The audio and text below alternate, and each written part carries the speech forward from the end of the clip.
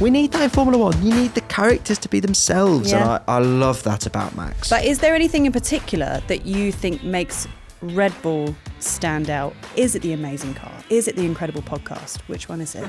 You always know when you're walking through the Formula One paddock, you can always hear Red Bull. It sounds like there's a party going on in that garage. And he was like, yeah, I might just do that. I'm just going to rock up to Monaco in those swan pedalos that you get. I can see that actually happening. I want to employ the best. And if I am limiting the best to, what F1 used to be maybe 30 years ago, that is a small percentage of the population. Hi, I'm Nicola Hume and welcome to Talking Bull. This is the podcast where we talk all things Oracle Red Bull Racing from right here in Milton Keynes at the Technology Campus. Now, we like to talk about F1 with F1 fans, and we just so happen to be joined by two, fans that are quite a big deal. So there is a podcast that's out, stay with me. There is a podcast that's out called The Fast and the Curious, and I'm joined by two of the hosts, Betty Glover and Christian Hewgill. Hello. Lovely to be here. Thank you for having us. Nice intro, right? Yeah, great. We've never been called like that. I mean, you've bigged us Kind up of a big there. deal, I've never been called a big deal in my yeah. life in any context, let alone in Formula One. So yeah, it's fantastic. Big deal fans. Big deal. And you've had big people on this podcast, like actual big deals. So But no, honestly, because like Silverstone this year, you were everywhere. I can only apologise for that. Yeah, You were everywhere. I was quite everywhere. That was. I literally turned my head. I'm like, oh, and look over Betty that. was Oh, also there. everywhere, despite being in Australia at the time. Yeah, because you had a cardboard cutout, didn't you? We did. Yeah. Yes. Yeah, Betty was doing Carrying that football in Australia, weren't you? I was in Australia doing the Euros and therefore I had to pull out of Silverstone, but they had a cardboard cutout of me, which then weirdly and it was quite creepy actually. Christian carried around with him for like the few weeks after Silverstone. Lived in my flat for a bit. Oh, Yeah. that's weird. The Yeah. head ended up coming off. It was all a bit strange. That's I had to what put were you in a doing? suitcase. That's why. That's what I mean. It was Yeah, strange. it was weird. It was Weird. But I enjoyed having your presence with me, even though me and Greg, the other presenter of The Fast and the Curious, Greg James, the famous one, I enjoyed the fact that we still felt our presence with you. So Yes. yeah, it was lovely. But look, There we so go. I mean, Fast and Curious, we know it here in the UK, but we have quite a big international fan base on this podcast. We are global, don't you know? Oh, well So done. Very exciting. Global. And so for those that are listening abroad that aren't aware of who you are, tell us what you do. So it was Greg's idea. Greg is a Greg Radio James. 1 Yeah. breakfast presenter. Anyway, he came up with the idea of doing a podcast, which was sort of showing the fun bits of Formula One, so a bit more entertaining, getting to know the personalities within the sport, which, sometimes Formula One can be so serious, so statty. Everyone takes it so seriously, and so they should. But we wanted to do something that was a little bit different to show like the lighter sides of it. So we got Christian along because he is a self-proclaimed Formula One expert. No, He I'm loves his not. Formula. No, I'm not. I will never proclaim myself as a Formula One expert. Is a strong word. It's a really strong word. And in Formula One, there are actual experts. And I said, you've had some of them on this podcast. I've been a fanatical Formula One fan since I was a real young boy. Okay. So, but Greg was, by his own admission, a casual fan. Betty, you were falling more and more in love with it as time went on. And a lot of the early part of the podcast was me sort of showing these two my favourite thing. Oh. But now, 18 months in, nearly 2 years into the podcast, like you're fully in now. Like you're obsessed. So it's. Are you in it? Are you in? I love it, but do you know what's really affecting my life? Like, how do people do it? Do you know what I mean? Like Friday, Saturday, this is a full-time job. It is. Like being a Formula One fan, this it is. takes up a lot of time. What's your favourite way to watch a race? So I like on a Sunday I like sitting there in my living room, no one else, because I don't want any distractions. But I do like to text him every now and then just to sort of see his view. But I'll get a big platter of food and make picky bits. Yeah. Have you heard Everything of in Betty's life centres around food, by the way. This is a thing. This is yeah. peak Betty I'm Glover. here for it. But have you heard of like a picky tea? That's Yeah. what I will have. I'll sit there and I'll just graze throughout the race. That's great. That's my favourite way of watching it. Obviously, I'd like to go to a Grand Prix. I'm sure that's pretty cool too. Yeah, naturally. But I love picky bits. Yeah. Whilst watching. See, I'm a pajamas. I'll probably have a couple of drinks and I buy myself a packet of fruit pastels, like the big pastel. bags, Yes. and then I have one every lap. Oh, great. Oh, what I do. fantastic. Oh, I love Yeah, that. Excellent. they're normally gone by lap 2, but that's my heart's At in least one every lap. Yeah. exactly One's that. a minimum per lap. Yeah. You're allowed to go over. Comfort Yeah. is key. Yeah, it really is. Yeah. How do you normally watch a race then? Well, it depends if sometimes I'm working and I'm at the track, and therefore people think I'm in some glamorous location and like I'm watching from the hairpin of turn 4. Often I'm in a windowless office watching on a laptop. Yeah. So sometimes people are, oh, well, where are you now? It's like I'm literally in a dark room watching on my laptop. If I'm at home, I'm exactly the same as you in that I do quite like to be on my own. I do, and it's lovely, but people know me as an F1 fan, but they haven't got the protocols that we F1 fans have. For example, if the team radio comes on, shut up, don't talk. Even the broadcasters have to stop talking. Yes. So I like to no, I'm listening. Just let me hear what they've got to say. This could be important. Yeah, so nothing worse than when someone talks over that. It's infuriating. Because then it's gone. You've missed it. Yeah. Won't hear it again. Yes. And that's the most important bit for me. Yeah. If I'm at home, I'm not silent as such, but I'm quite a solo sort of, I like you if I don't mind watching an F1 race with you. That's sort of the biggest compliment I can give you, letting you into that bit. Because also it's my time to it's me time. Even though it's now my job, it's still my passion and my switch off time. And I'm forget about the world for a couple of hours on a Sunday afternoon. So yeah, I couldn't watch it. I don't mind watching football in the pub. I'm a big soccer fan, but I couldn't do that. I couldn't go and watch F1 in a pub with a load of people. Oh, no, you can't do that because you need to hear it. It's totally different. You can watch football without listening. Yeah, absolutely. Yeah. So no, that's me. I agree with you there. I'm quite a solo F1 watcher. Yeah, I will text people though. I like talking about it, but via my mobile phone. So I don't have to hear your voice, but I will get your opinion on it. Yeah, I think that's totally fair. Yeah. Do you have a favourite current Formula One driver? I'm currently only accepting answers that involve a ball that is red and a carb that is V.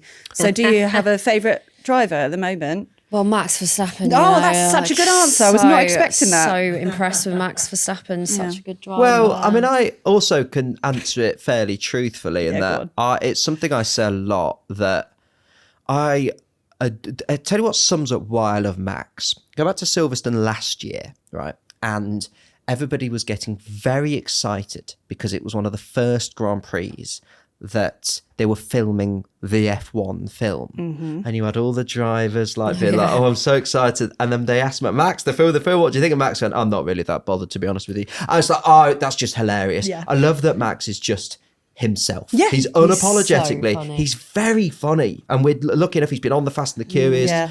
I interviewed him a few times in an old job as well. So he is funny. People really underestimate how funny he is. And I just love that he is himself. We need that in Formula One. You need the characters to be themselves. Yeah. And I love that about Max. Yeah. When we got him on the Fast and the Curious, which was, when was it? Last season. The first time he was on was last season, yeah. Yeah. And I had never interviewed him before. And you sort of you hear him, obviously you watch him and he's so professional, goes about his business, whatever.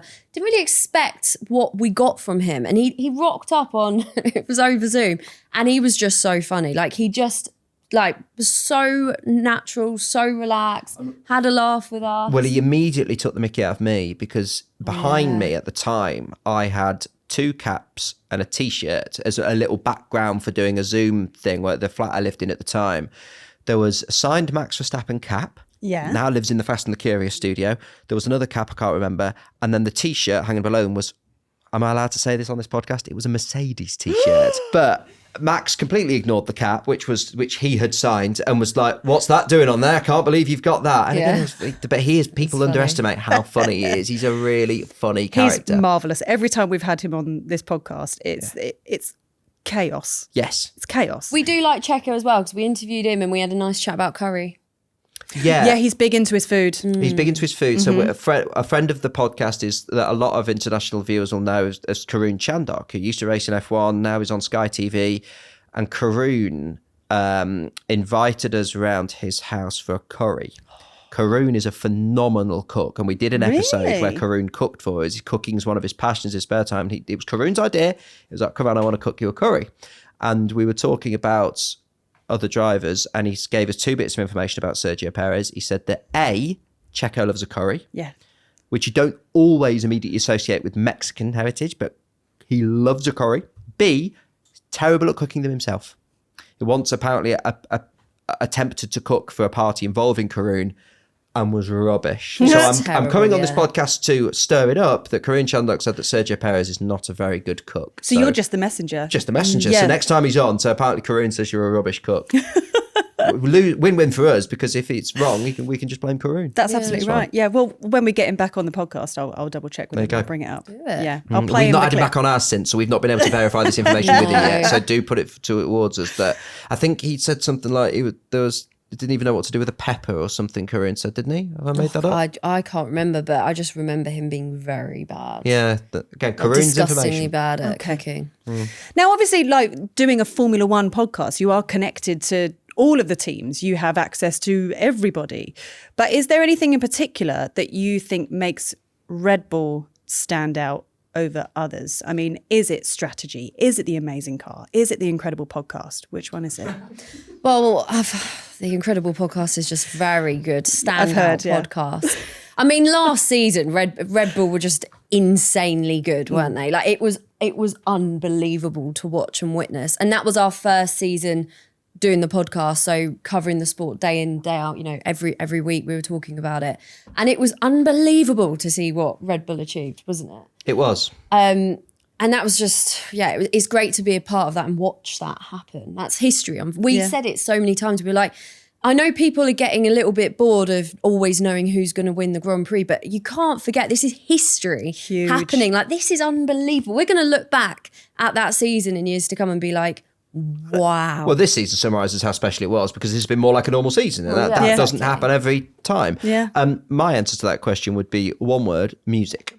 You always know when you're walking through the Formula One paddock, you can always hear Red Bull. No matter where you are in the paddock, it sounds like there's a party going on in that garage. And it's whether they've won or lost. So I've been at Grand Prix where they've had for example, Miami this year, Lando's first win. Yeah. And you would think everybody at Red Bull would be very down. They haven't won a race. And it was pretty rare at that point. Red Bull, shock horror, didn't win a race. But no, the music was still on. The party atmosphere was still going. There is always music coming out of the Red Bull camp, and they are always a positive vibe in the paddock, which I have huge respect for. It's something that they kind of pride themselves on. Yeah, it's like great. all the way back from 2005. It's just how it's always been. Give us atmosphere. Yeah. And whether it's win or lose, and I really respect that. Yeah. And the one thing I do sympathise with, though, is, when you're in an office and certain people can work with the radio on, I can't really concentrate with stuff on in the background. So I do wonder how, when they're doing really important stuff, bolting bits of car on and all that, how they're concentrating with the music. But it's dubstep and stuff that they listen to a lot in order It's to not really concentrate. It's more like techno. techno. No, this is techno house. Okay, right, fine. It's dirty beats. Dirty beat, beats, techno. yes. I honestly don't know the difference between dubstep and techno. Because you're not as beat. cool as me.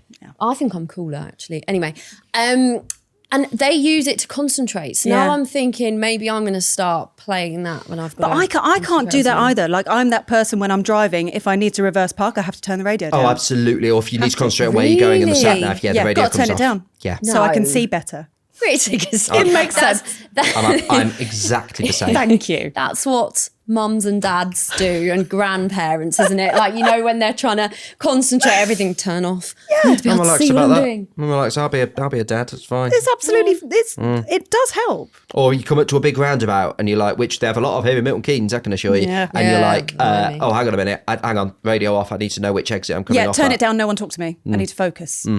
Going round a roundabout. Yeah. Oh, without question. Have you driven around roundabouts in Milton Keynes? I have. Do you know what? I had a long- It's hard work. I had a long conversation with formerly of this parish, Alex Albon, about roundabouts. It was one of the biggest things I think he took from his time at Red Bull. That Wow. you get used to. You have to get good at roundabouts. You really do. And Alex was like, "Oh, it's a minefield." So I think Alex is with us on that front as well. Right. So we've had good conversations about curries and roundabouts. Yeah, welcome to the Vast Figures Yeah. podcast. Where are you This going is from what us? we, yeah. High profile F1 analysis. Christian, talk to me about Racing Pride. Oh, I'd love to talk to you about Racing Pride. please so do. Racing Pride is the motorsport industry sort of group that talks to the motorsport world about how to get more LGBT people involved. Historically speaking, motorsport was seen as one of those areas, like a lot of sports, that was very sort of straight male dominated. Yeah. And Racing Pride is an organisation that promotes LGBT plus people getting involved in motorsport. It also partners with several teams across the Formula One grid, and Red Bull have been one of the big teams who've always backed Racing Pride. I've come into Racing Pride, I've come into Red Bull with Racing Pride because I'm a Racing Pride ambassador, and I've talked to people who work here on the campus about what they can do to make LGBT people feel more welcome. And I spoke to someone who's very high up in Red Bull powertrains who sort of said, I think this is fantastic for us because at the end of the day, I want to employ the best.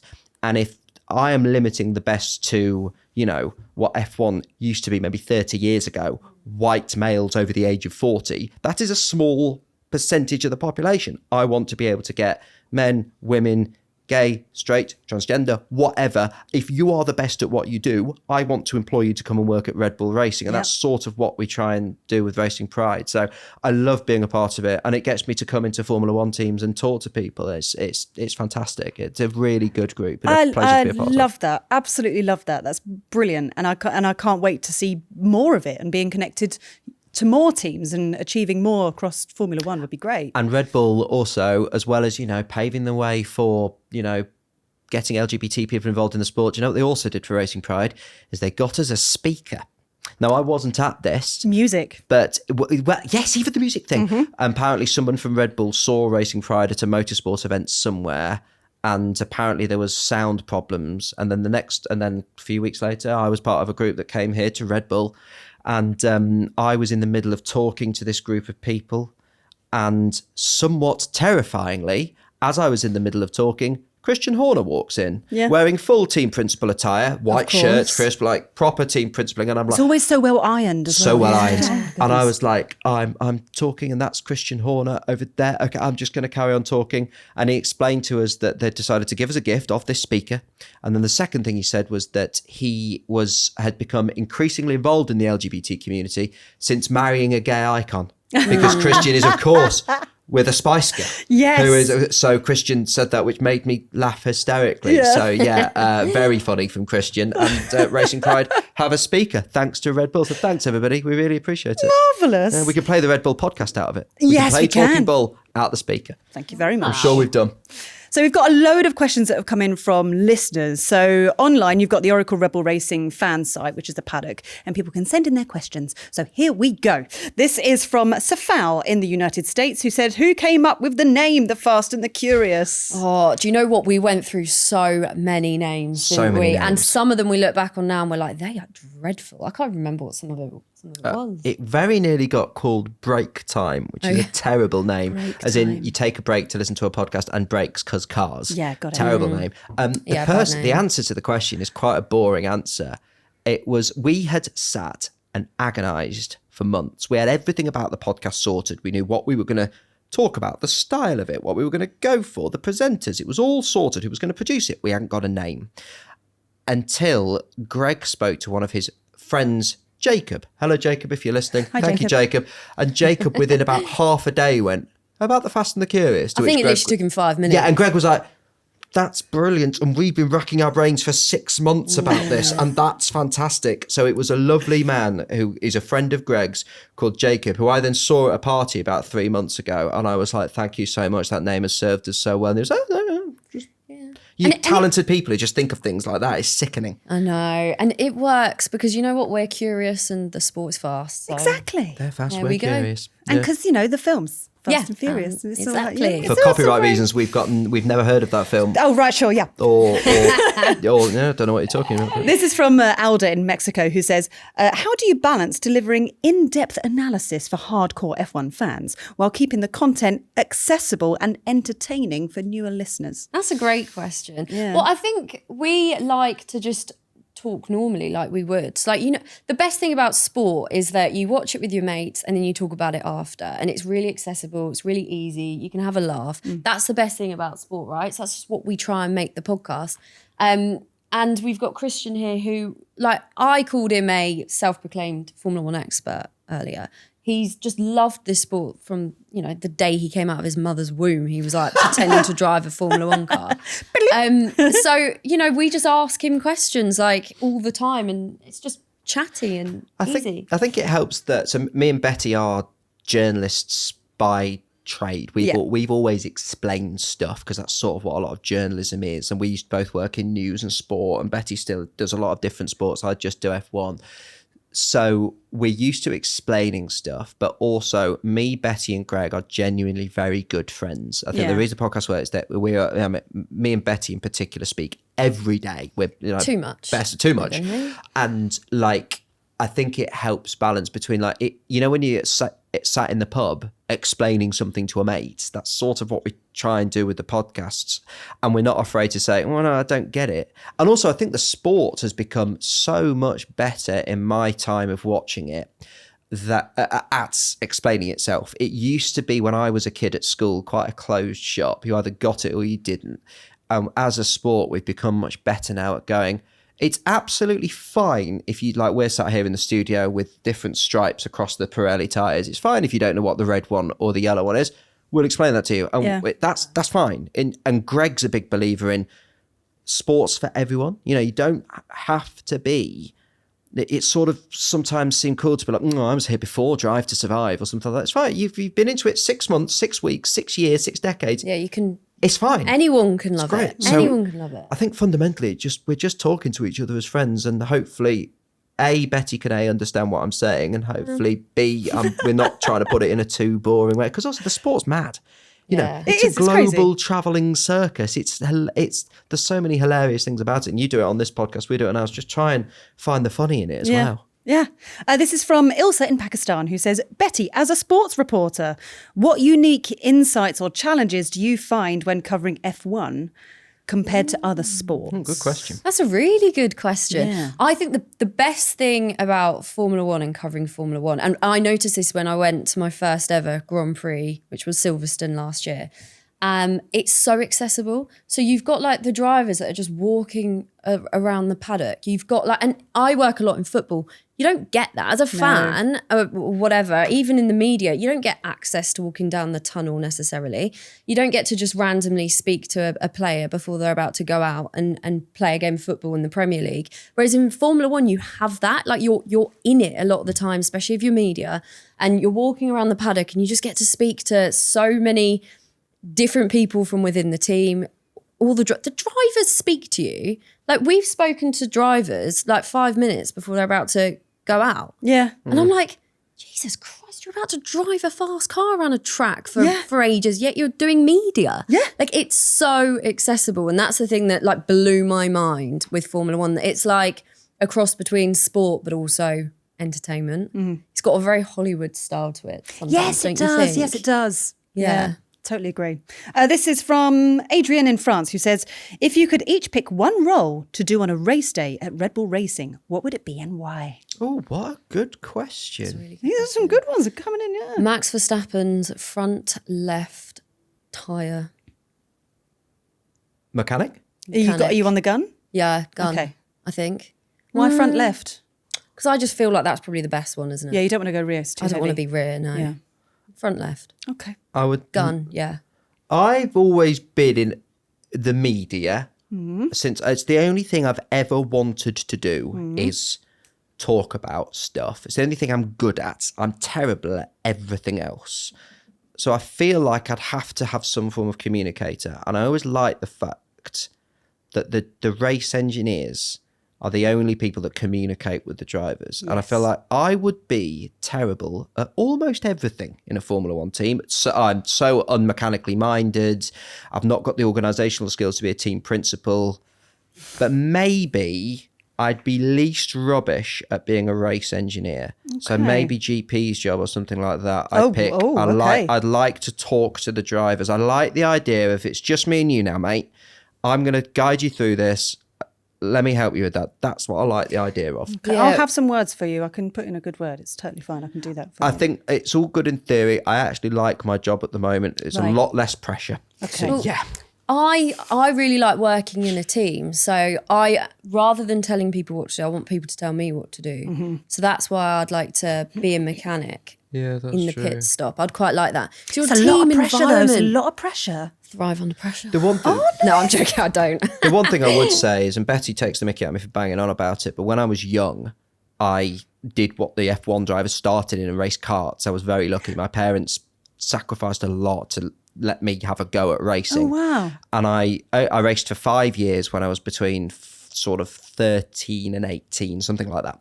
And nothing has ever replaced the buzz of racing. It is an unbelievable, you know, the drivers are superhuman, and I've got all the respect for them in the world. They're also incredibly lucky, because nothing has ever replaced the sheer thrill of going into turn one. I was going at speeds of 60 miles per hour, not 160, but with 20 carts around you, and the thrill of it. There is something, and I'm occasionally, we're doing podcast media stuff, very occasionally get to drive something, and it's fun. Nothing reaches the buzz. So actually, on reflection, maybe I would be really boring and just choose the driver's role. You can be a driver. You can do that on the M5, mate. 60, loads of cars around you. Just pretend. It's never the same, and it's never the same. Never the same. The corners just aren't great. Just not Something great. about being on a track's never the same.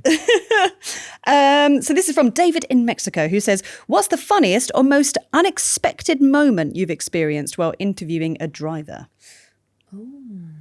Max telling me off before an interview started, as I mentioned earlier. The Mercedes cap. For the Mercedes T-shirt, whatever it was behind me. Yeah, that was completely unexpected. Imagine it's like Max Verstappen, like it's actual Max Verstappen, and the first thing he does is go, "What's that there?" So, "Oh, sorry, Max. Okay." That was one. I've got one. Alex Albon, who obviously we mentioned earlier, who used to race for Red Bull. We did an interview with him, and he talked to us about how, what was it? It was about, where was it? In Monaco, you know, when they come with all the drivers, like rock up in a boat and they park their boat and whatever. And he was telling us about how he had a chat with another driver that was talking about, oh, it's just so inconvenient parking my massive yacht and like all of this stuff. And Alex was like, how much money do you earn? Like, how have you got this massive yacht? And then we started talking to him about rocking up in like a little pedalo, and he was like, yeah, I might just do that. I'm just going to rock up to Monaco in like, you know, those swan pedalos that you get. I can see that actually happening. You know what I mean? I think if he does that next year, that would be amazing. Alex is, and he's still thought of really highly at Red Bull, and Christian speaks a lot of him really well. They're very much a friend of the family, and I interviewed him while he was at Red Bull, and we were in the middle, similar setup to this. Yeah. Cameras, lights, everybody watching around, you know, and we're chatting away. And then in the back of the room, I saw it before he did, Christian walked in. And Christian was only coming in to say cheerio. He was leaving for the day. And Christian didn't want to interrupt. But clearly, as Alex recognised the boss was walked in, and as soon as Alex's, and this is how I first knew that Alex is very funny, because Alex is another one like Max, really funny. Alex's eye clocked Christian, and he just went, and yeah, so I think it'll be a good season. And I love Red Bull. And really made us laugh. And then we sort of had to go in the interview, it's like, yeah, guys, Christian has just walked in. It's like, he knows what size his bread's buttered. So Alex is very funny. He's another one that is a funny Max man. has done the exact same thing with us when we were sat down and we were going to start talking about Oracle, and the first thing he did was, I love data. We're like, thanks, Max. Thank you, Max. Can we get a serious answer? Subtle is the key, yeah. The rest of your day here at Red Bull, you're now going to go and do a little tour. So what are you looking forward to? Oh, the room with all the cars in. Naturally. RB7, is that right? It's MK7. MK7, sorry. So for anyone who's not been, like, Red Bulls from beyond the years in like a U shape, and I just love looking at Formula One cars. Like you could lock me in that room overnight and I wouldn't get bored. So and have you seen the new screen yet? I've not seen the screens in it. It's spectacular. Very excited for that. Yeah. Well, we're going to watch a pit stop training as well, which I'm buzzing for, to actually see that up close. Yes. Yeah, so might give it a go. Very They'll let nice. us. Well, thank you very much for It's been joining so us much here on fun. Talking Ball. I've had a lovely time. Thank you for having us on, guys. Really And appreciate it. all the best with the rest of Fast and Curious, because we're thank fans you. here at Thank Talking you. Ball. We think it's great.